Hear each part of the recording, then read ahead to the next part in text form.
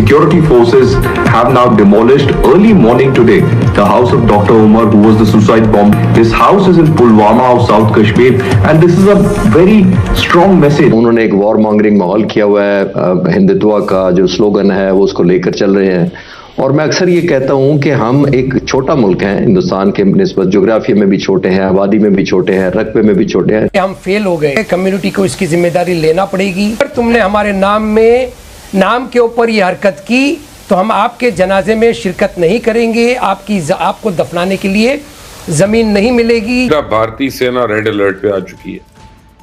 अगले 2 दिन इंतहाई अहम है और लगता है इस दौरान भारत कोई भी बेवकूफ़ी कर सकता है। और भारत ये चाहता भी है कि पाकिस्तान को दोनों तरफ से एंगेज किया जाए। क्या अगर दोनों तरफ से एंगेज किया जाता है, भारत भी और अफगानिस्तान भी, और तीसरा इसराइल की जो है वो कुमक उनको मिलती है। इंडिया जो है अब मतलब कि कैडेट कॉलेज के बाद, इस्लामाबाद में धमाके के बाद डीप सी में कोई टेररिज्म कर सकता है पाकिस्तानी वाटर्स। इंडिया ने बहुत बड़े लेवल पर कुछ ऑपरेशनल तब्दीलियां करके ये मैसेज दे दिया है कि वो इस मर्तबा जंग जो है वो बहुत ही मुख्तलिफ अंदाज में लड़ने जा रहा है, और जंग जो है उसका जो दायरा कार होगा, जंग का जो तरीक़ा कार होगा वो भी मुख्तलिफ होगा। नमस्कार दोस्तों, भारतीय सुरक्षा एजेंसी ने एक बार फिर देश की सुरक्षा के लिए बड़ा और स्ट्रॉन्ग कदम उठाया है।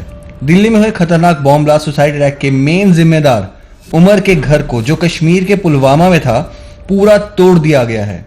पिछले पहलगाम अटैक की तरह जहां सुरक्षा बलों ने आतंकवादियों के घर को बॉम्ब से उड़ा दिया था, इस बार भी आतंकवादियों के ठिकाने को पूरी तरह से मिट्टी में मिला दिया गया है। ये क्लियर मैसेज है कि भारत किसी भी आतंकवादी को माफ नहीं करेगा और उनके पीछे छुपे मददगार भी बच नहीं पाएंगे। इस एक्शन के बाद पाकिस्तान की राजनीति और फौज की असली सच्चाई सामने आ रही है। पाकिस्तान मीडिया कह रही है कि भारत किसी भी पल उनके खिलाफ सर्जिकल स्ट्राइक की तैयारी कर सकता है। इतना ही नहीं, डर के मारे पाकिस्तान फौज ने अपने एयर स्पेस भी बंद कर दिए हैं, क्योंकि उन्हें समझ नहीं आ रहा कि अगला अटैक कहां से होगा। और ये सब भी खत्म नहीं हुआ। अफगानिस्तान, जो पाकिस्तान का पुराना दुश्मन है, वो भी इस लड़ाई में शामिल होने की पूरी तैयारी कर रहा है। दोस्तों, ये बातें पूरी क्षेत्र की सुरक्षा और राजनीति के लिए एक नया मोड़ ला रही हैं। तो हमारे बीच में ये प्रॉब्लम है, ये कैंसर है, ये बीमारी है। और ये बीमारी पनपती कहाँ से है? ये जो हमारे अंदर कीड़ा है खिलाफत को वापस लाने का, ये है असल बीमारी। और हमारी जो दूसरी बीमारी है वो है विक्टिमहुड मेंटालिटी, जो हर रोज़ टीवी पर आकर, सोशल मीडिया पर, यूट्यूब पर, व्हाट्सएप पर जो ये विक्टिमहुड मेंटालिटी हमारे जहनों में भरी जाती है, यही है फसाद की जड़। और हम शर्माते क्यों हैं इस चीज़ को बोलने के लिए? अब आपने सही बात कही है। आप कहीं देखें ऐसे टेररिस्ट को सीरिया में, कभी आपने देखा कि कोई राज मल्होत्रा या राजू मल्होत्रा नाम का आदमी पकड़ा गया? कभी आपने ये देखा कि यूक्रेन में जो है कोई जॉन विक नाम का आदमी ऑस्ट्रेलिया से आके लड़ रहा है? आपको कहीं ये नज़र नहीं आएगा। अनफॉर्चुनेटली, हम जनरलाइजेशन तो नहीं करेंगे, अक्सर मुसलमान अच्छी तबीयत के होते हैं, मगर ये प्रॉब्लम हमारे बीच में है और फिक्स हमको ही करना पड़ेगा। कोई बाहर से आके कोई फिक्स करने वाला नहीं है। सिख कम्युनिटी में भी खालिस्तानियों का प्रॉब्लम था, तो सिख रेजिमेंट इंडियन आर्मी में है जिन्होंने अपने ही बिरादरी के खिलाफ बंदूक उठाई है। मगर आप बताइए, बंदूक तो दूर के बाद हम हमारी बिरादरी के खिलाफ जबान तक नहीं खोलते हैं। उन्होंने एक वॉर मॉन्गरिंग माहौल किया हुआ है, हिंदुत्व का जो स्लोगन है वो उसको लेकर चल रहे हैं। और मैं अक्सर ये कहता हूं कि हम एक छोटा मुल्क हैं, हिंदुस्तान के निस्बत जोग्राफी में भी छोटे हैं, आबादी में भी छोटे हैं, रकबे में भी छोटे हैं, और इकोनॉमी में भी हम छोटे हैं। लेकिन ये बड़ा अजीब, जो मैं आज तक मरला हल नहीं कर सका, या मसला जो मेरे जहन में नहीं आज तक समझ आया, वो ये है कि एक बड़ा मुल्क अपने लोगों को 1.4 बिलियन उनकी पॉपुलेशन है, 140 करोड़ के करीब, और 25 करोड़ के मुल्क का नाम ले लेके 140 करोड़ को डराता है कि अगर तुमने ये ना किया तो पाकिस्तान आ जाएगा। अब किसी मुल्क में आप रीजनल इलेक्शन देख लें, हमारी तो बाद में बात करते हैं, बांग्लादेश, नेपाल, श्रीलंका, भूटान, कोई मुल्क पाकिस्तान का नाम लेके नहीं डराता। अगर डराता है तो हिंदुस्तान का नाम लेके डरा सकता है। लेकिन हम पाकिस्तान में, हमारा जब इलेक्शन होता है तो हम किसी का नाम नहीं लेते। हम इनसिक्योरिटी लोगों के ज़हन में, हमारे अपने मसले हैं, चाहे वो करप्शन हो, चाहे बैड गवर्नेंस हो, या कोई वजह भी हो, हम उस पर पॉलिटिक्स करते हैं, और जो कि सारी दुनिया में होती है। लेकिन यहाँ एक अजीब फिनोमेना है, इतना बड़ा मुल्क होकर फिर भी पाकिस्तान का नाम लेकर उनको एंटी पाकिस्तान स्लोगन देने पड़ते हैं। एक बात तो ये है coming back to your question focused way, वो ये है काजी साहब, देखिए ये जो डेवलपमेंट हो रही है और इलेक्शन में, अभी किसी ने मुझसे पूछा, मैं एक यूनिवर्सिटी में गया था एक इसी तरह की टॉक देने, तो उधर उन्होंने सवाल किया कि अब आप क्या देखते हैं, मोदी तो सुना है हार रहे हैं। मैंने कहा खित्ते के लिए ओवरऑल तो उनका हारना बेहतर है, लेकिन जीतने के और हारने दोनों की खित्ते ने कीमत देनी है।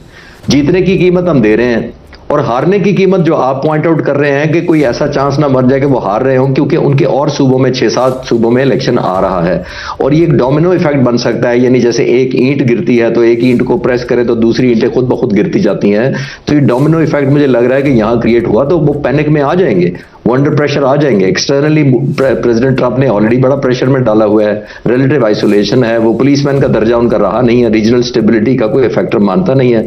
तो मेरा ख्याल है कि उनका हारना जीतना दोनों नुकसानदेह हैं, लेकिन लोग शायद अब ज्यादा बेहतर लेकिन अगर सर मोदी जो हैं वो हारते हैं और पैनिक में आ जाते हैं, और आपको पता ही है सर कि दोनों हमसाये जो हैं हमारे वो साजिशी हैं, एक अफगानिस्तान है, एक भारत है और तीसरा उनके साथ इजराइल है, और भारत ये चाहता भी है कि पाकिस्तान को दोनों तरफ से एंगेज किया जाए। क्या अगर दोनों तरफ से एंगेज किया जाता है, भारत भी और अफगानिस्तान भी और तीसरा इजराइल की जो है वो कुमक उनको मिलती है? भारत जो है उसकी तैयारियां, अलबत्ता जो कैबिनेट कमेटी ऑन सिक्योरिटी है उसके एलामिये के अंदर जो नरेंद्र मोदी ने चेयर की, उसमें पाकिस्तान को डायरेक्टली एक्यूज नहीं किया गया, लेकिन जंगी तैयारियां, ट्राई सर्विसेज एक्सरसाइज खत्म होने के बाद भी नोटम्स का इन प्लेस रहना, मिलिट्री बिल्डअप, फाइटर जेट्स का रनवेज के ऊपर परवाजें करना, और फिर जासूसी वाले ड्रोन्स जो है उनका पहले 12 घंटे और फिर 5 घंटे के लिए LOC के करीब आकर जासूसी करना, ये इस जानिब एक बहुत वाज़ेह इशारा है कि कुछ बहुत बड़ा जो है वो प्लान किया जा रहा है और कुछ बहुत बड़ा जो है वो in the next few hours Bharat की तरफ से किया जाएगा। अब भारत से 2 बड़ी डेवलपमेंट्स हैं। सबसे पहले तो मैं आपको ये बता दूं कि होम मिनिस्टर अमित शाह जो है, he is right now as of we speak chairing a very high level meeting, जो कि नई दिल्ली के अंदर एक अटैक हुआ जिसे भारत की हुकूमत ने एक दहशतगर्दी का अमल करार दिया। उस हवाले से अमित शाह ने एक आला सतह का जो इजलास है, और इसमें सबसे अहम तरीन चीज़ ये है कि होम मिनिस्ट्री के टॉप ऑफिशियल्स के साथ साथ इस इजलास के अंदर जो इंटेलिजेंस के अफसरान हैं वो भी शामिल हैं। अच्छा, on the other hand Bharat के अंदर जो भारतीय मीडिया है वो लगातार एक बहुत बड़े मंसूबे की बात कर रहा है कि कुछ बहुत बड़ा भारत के अंदर होने जा रहा है, और भारत के तमाम तर बड़े शहरों के अंदर हाई अलर्ट जो है वो भी जारी कर दिया गया है।